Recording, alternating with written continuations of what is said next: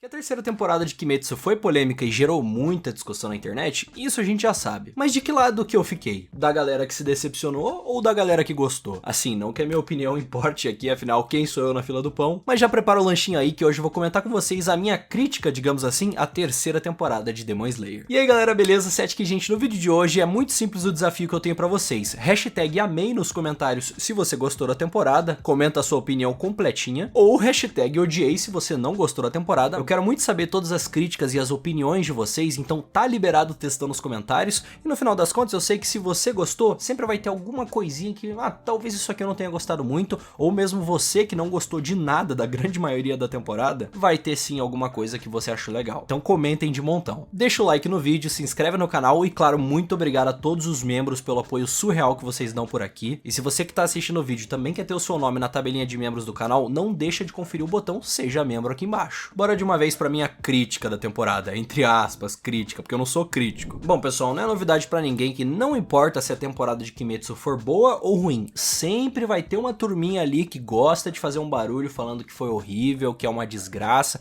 é tudo sempre naquele maior extremo, né? Não pode ter meio termo, não pode ser, legal, foi maneiro, é tudo sempre muito incrível ou uma merda completa, uma bosta. Já não é de hoje assim na internet, já tô acostumado. E o pior de tudo, na verdade, não é nem a galera que é muito extremo nesse sentido, mas é a galera que inventa motivos só pra dar hate gratuito. Mas isso é normal, isso acontece em todas as obras que são muito populares. A turminha do hate nunca vai desistir. Mas se vocês estão achando que eu vim aqui só defender o anime ou qualquer coisa assim, vocês estão muito enganados, porque teve várias coisas que eu não gostei nessa terceira temporada e eu vou comentar cada uma delas aqui hoje com vocês. Só que claro, como eu acho que a gente tem que ser justos nessa parada, eu vou comentar tanto as coisas boas quanto as coisas ruins, meio que tudo mesclado, porque tem vários assuntos que tem partes que eu gosto e partes que eu não gosto. Então, como eles são interligados, eu preciso meio que fazer tudo misturado assim. Beleza? Estamos entendidos? Primeiro de tudo, eu gostaria de falar da introdução de novos personagens. Assim como nos arcos passados da história de Kimetsu, nesse arco da Vila dos Ferreiros, a gente teve a introdução de 3 novos personagens recorrentes na trama principal. Personagens esses: Moichiro Tokito, Hashira da Névoa, Mitsuri Kanroji, a Pilar do Amor, e Ganesh Nazugawa. E particularmente, eu gosto muito da entrada desses novos personagens, porque eu acho que eles trazem um frescor pra história. Claro, eles não substituem de maneira alguma Zenitsu e Inosuke, que são, cara, insubstituíveis mesmo. Mas eles trazem sim, na minha opinião, um ar novo pra história. Dá uma sensação diferente de que a história entrou num outro ponto. E eu sei que quando se trata de gosto pra personagem, é tudo muito no 8 ou 80. Ou você adora aquele personagem, ou você odeia. Assim, eu ainda acho que pode existir um meio termo de você, sabe, não fede nem cheira aquele personagem, mas a gente sabe que na grande maioria dos casos as pessoas não olham dessa forma. Quando eu penso no Genya, por exemplo, eu acho que é um personagem que trouxe uma dinâmica muito legal junto ali com o Tanjiro e com a Nezuko. As interações deles são muito únicas. Isso, claro, por conta da sua personalidade toda esquentada e dos seus passados, os seus traumas que ele carrega junto com ele. Querendo ou não, é um personagem que tem camadas. Inclusive, eu adorei como a história dele foi contada, cara. Eu acho que o anime consegue sempre engrandecer muito esses momentos de emoção, tristeza, esses passados tristes dos personagens. Eles sempre se intensificam muito no formato do anime. Até porque nem sempre o mangá consegue passar a emoção necessária. No final das contas, são mídias diferentes. Elas se comunicam de formas diferentes. Sem contar que toda essa situação do Genya não usar respirações e ter um outro método pra enfrentar os demônios, eu acho muito maneiro. Sair dando tiro na cara de demônio e comendo pedaços da carne deles, cara, é irado isso. Todo esse conceito eu acho muito legal. Mas eu também não sou hipócrita, eu sei que muito disso poderia ter sido melhor explorado pela autora, né? No final das contas, não é necessariamente culpa do anime em si. Quem tem que decidir explorar essas coisas na obra original é a autora, né? E a gente até pode entrar na questão do passado do Genya ser mais um passado triste, mais um passado trágico, e eu sei que tem gente que tá ficando cansada desse mesmo dilema, desse mesmo esqueminha, mas como a análise é sobre a minha opinião, a minha crítica, eu particularmente gostei do passado do Genya e eu acho que Kimetsu faz um trabalho excelente quando se trata de intensificar essas emoções, principalmente quando se trata de tristeza. As perdas na obra sempre são muito pesadas, é como se você sentisse a dor do personagem. Claro, é impossível a gente se relacionar 100% porque muitas das vezes a gente não viveu uma dor de perder um parente ou algo assim. E claro, não tem demônio por aqui saindo matando a família de todo mundo como acontece no anime, então se relacionar com coisas assim fica um pouco complicado. Mas eu gostei da maneira que foi feito pra contar a história do passado do Genya, toda a sua relação com seu irmão, traumatizada, problemática também com o tempo. É legal, eu gosto. Eu não posso mentir pra vocês, antes do Moichiro recuperar suas memórias, eu acho ele um personagem um pé no saco, cara, um verdadeiro chato.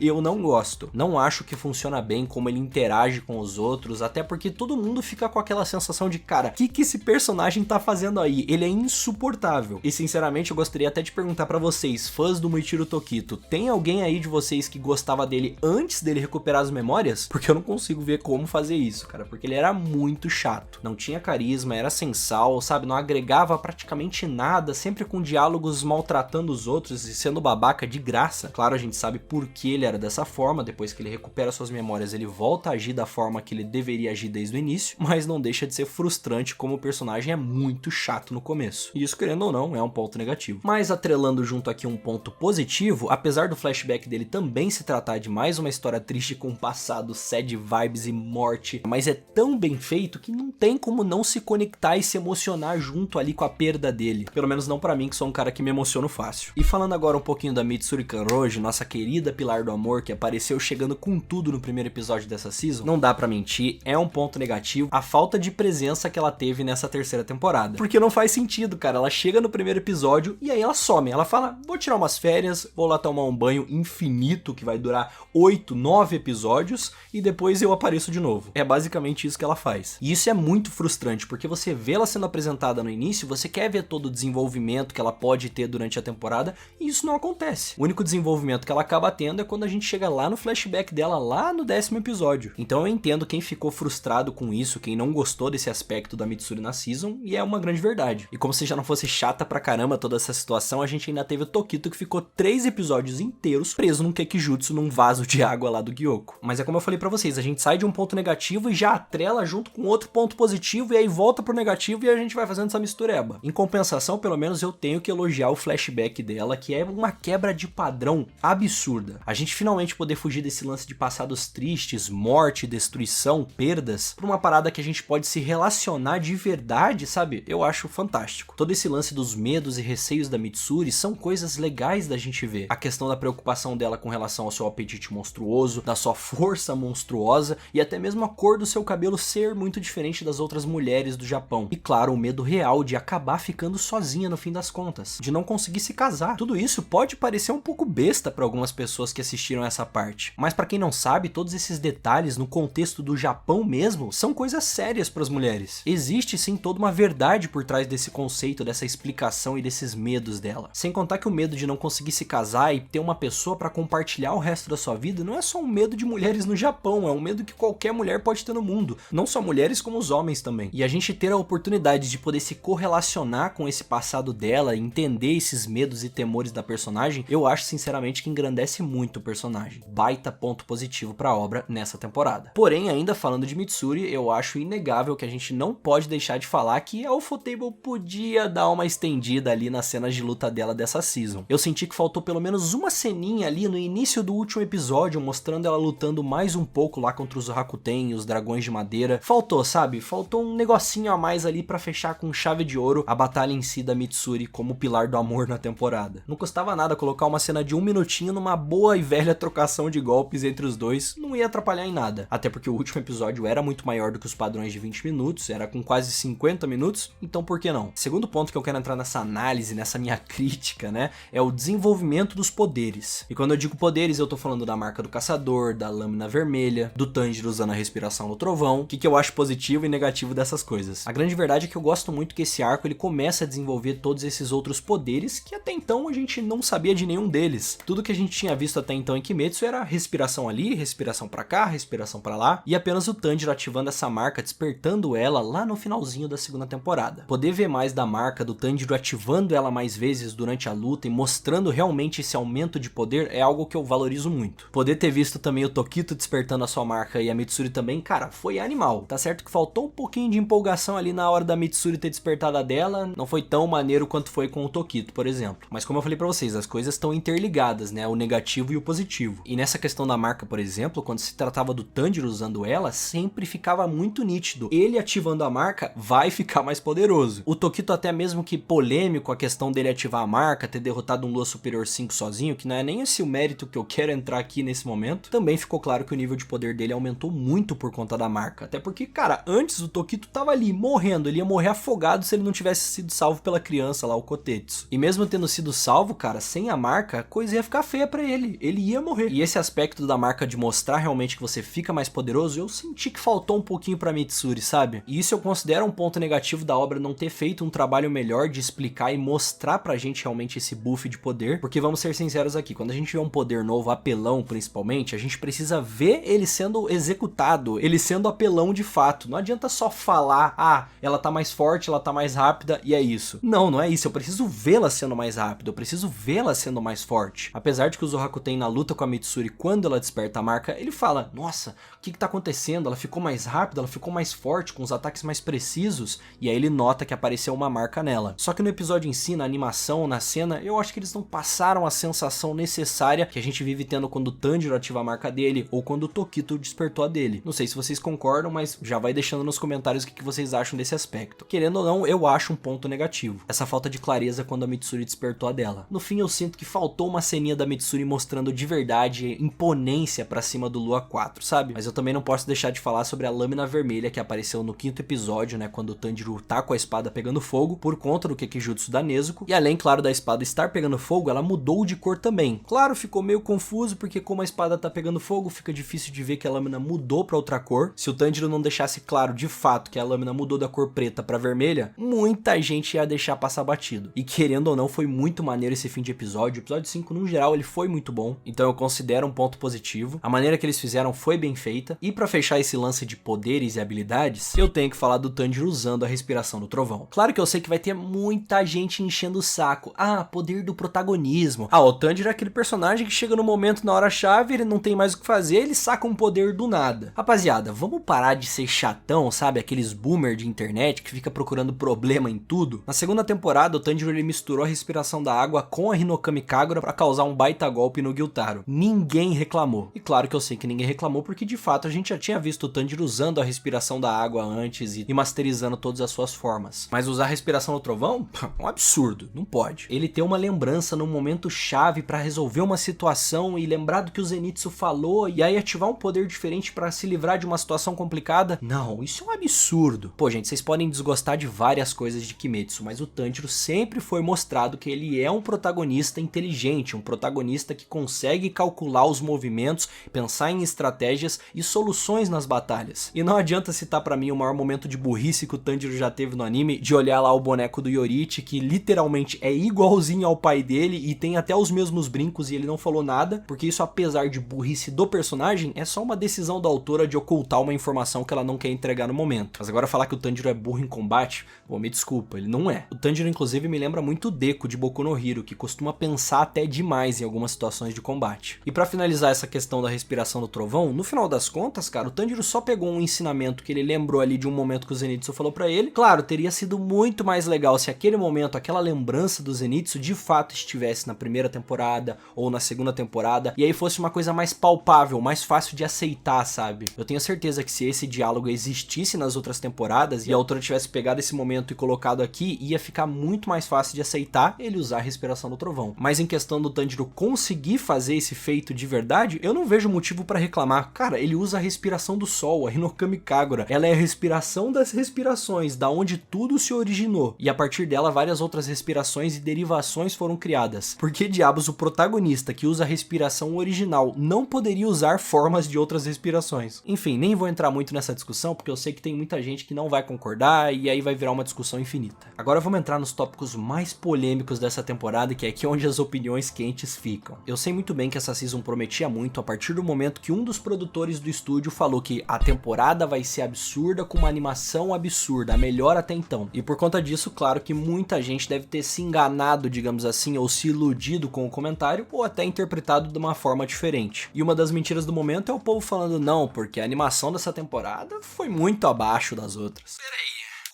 Isso claramente é uma mentira desleal com a obra. Porque se a gente for comparar com a primeira temporada, quais são os episódios que tem a melhor animação que vem na sua cabeça de primeiro? Comigo, pelo menos, eu lembro do episódio icônico, 19, da Hinokami Kagura. E também do episódio 17, se não me falha a memória, que o Zenitsu ele luta lá contra o Demônio Aranha. E claro, existem diversos outros pontos com uma animação fantástica durante a temporada mesmo, mas assim, pico de animação mesmo? episódio 19, né? Tanto que a equipe por trás do episódio 19, a equipe de animadores, a galera do storyboard, a galera responsável por tudo, essa equipe fantástica é a que trabalhou no episódio 19. E depois da primeira temporada, se a gente for pensar no filme, por exemplo, de Mugen Train, qual que é o ponto de ápice da animação do filme? A luta do Rengoku contra o Akaza, isso é óbvio. E aí o que a gente tem na segunda temporada de fato, né? No arco do Distrito do Entretenimento. Episódio 5, do Tanjiro entrando naquele modo Rage Berserker dele, da transformação da Nezuko. E claro, do magnífico episódio 10, né? Que o Uzui luta contra o Gyutaro. A animação daquela luta, pra muita gente, é uma das melhores lutas de anime de todos os tempos. E é verdade, é fantástico. E depois de relembrar de todos esses momentos de picos de animação das outras temporadas, o que a gente teve nessa season? Você não tá conseguindo lembrar? Vamos lá que eu te ajudo. Primeiro episódio da terceira temporada, cara. Reunião das Luas Superiores. Preciso falar alguma coisa? Literalmente a internet inteira, cara, parou pra elogiar esse episódio. A animação desse episódio foi coisa de maluco, cara. Aquela introdução do Akaza na fortaleza é coisa insana. Sem contar que a maioria daquilo é cenas originais do próprio anime. Não tem no mangá aquilo acontecendo daquela forma. Ah, eu posso citar também o quinto episódio com aquela animação incrível do Tanjiro partindo pra cima dos clones do Hantengo, macetando eles com a espada vermelha, pegando fogo. É lindo, simplesmente lindo. Ou por exemplo, o episódio 8 do início da luta do Gyoko contra o Tokito, que ele ativa a marca já e, cara, é sensacional a animação desse episódio. E inclusive tem uma polêmica aí meio curiosa, porque a equipe que ficou por trás do episódio 8 não foi a mesma equipe que ficou por trás do episódio 9. Em tese, o episódio 8, que retrata o começo da luta do Tokito contra o Gyoko, tem uma animação muito superior à animação do episódio 9, que seria o desfecho e o clímax da luta. Curioso, inclusive, é uma das minhas críticas à temporada também, talvez a administração de colocar cada equipe em cada episódio não tenha ficado da melhor forma. Claro que eu também não posso falar muito desse aspecto, porque eu não entendo tanto ainda dessa parte técnica, então é meio difícil eu cravar por que eles fizeram isso, mas querendo ou não, eu acho uma má decisão de administração ali das equipes que ficam responsáveis por cada episódio, porque talvez para alguns aí a cabeça de vocês esteja explodindo.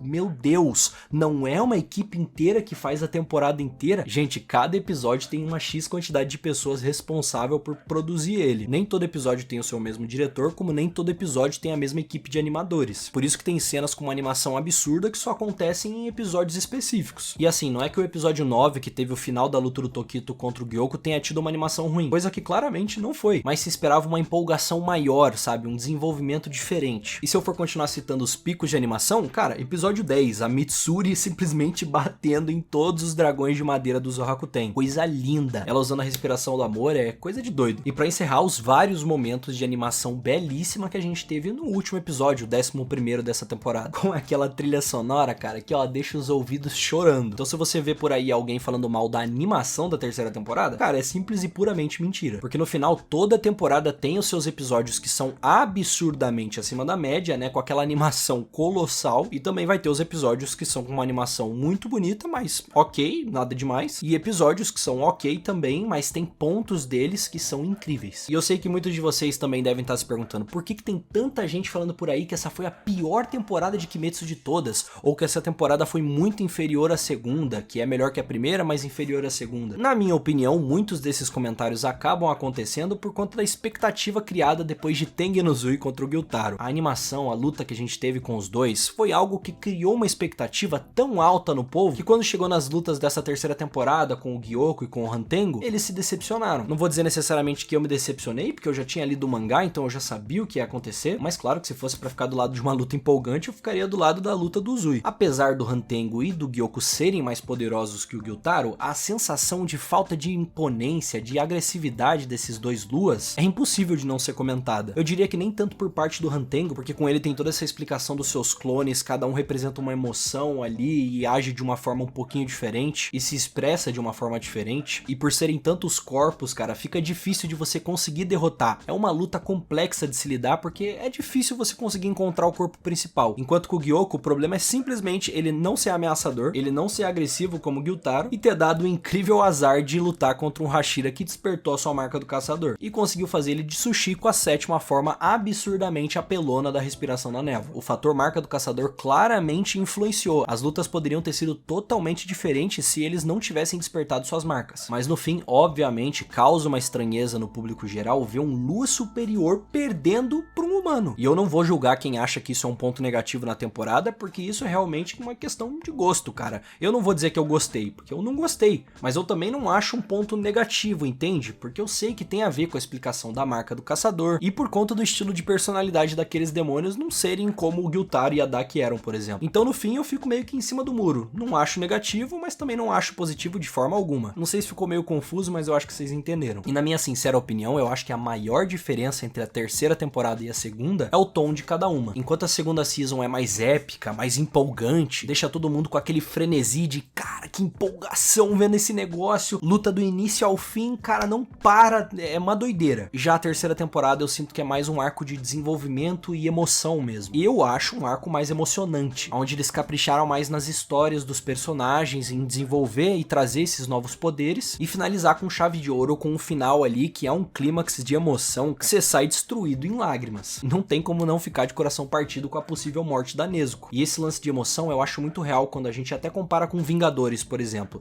Tem gente, cara, eu tenho vários amigos que se emocionam pra caramba com a emoção da epicidade, de uma batalha bem feita, aquela coisa de se emocionar com aquela luta que tá épica num nível, cara, que você fica, meu Deus, cara, que incrível. Você chega a chorar de tão épico que é aquilo que você tá assistindo. E também tem as pessoas que se emocionam com aquele lance mais emocional mesmo, aquela conexão com o personagem. E claro que também tem eu, pessoas que se emocionam tanto com um quanto com o outro. Pra quem adora Kimetsu pelas batalhas e lutas com aquela animação no talo, realmente essa temporada é abaixo das outras. Mas pra quem adora Kimetsu pela emoção e conexão com os personagens, essa temporada é tão boa quanto as outras. No final ela só tem uma dinâmica e um tom diferente. Só que assim, no final das contas, gosto é gosto, não tem o que fazer, não tem o que discutir, cada um vai interpretar de uma forma. E pra fechar a minha análise, o que eu achei do lance da Nezuko sobreviver ao sol? Eu vi muita gente reclamando da questão de não ter uma explicação, sendo que pra mim a explicação não é que é a melhor do mundo, mas funciona ali, sabe? O lance das mutações no sangue dela e ela poder em breve conquistar o sol porque ela é diferente dos outros. Por que ela é diferente? Cara, sim, falta uma pimentinha, falta uns temperos ali na explicação, mas não dá pra dizer também que não teve explicação nenhuma, entende? Então eu fico naquela mesma de antes, não tô nem dizendo que é um ponto positivo, como também não tô dizendo que é um negativo. Ficou meio em cima do muro, tipo,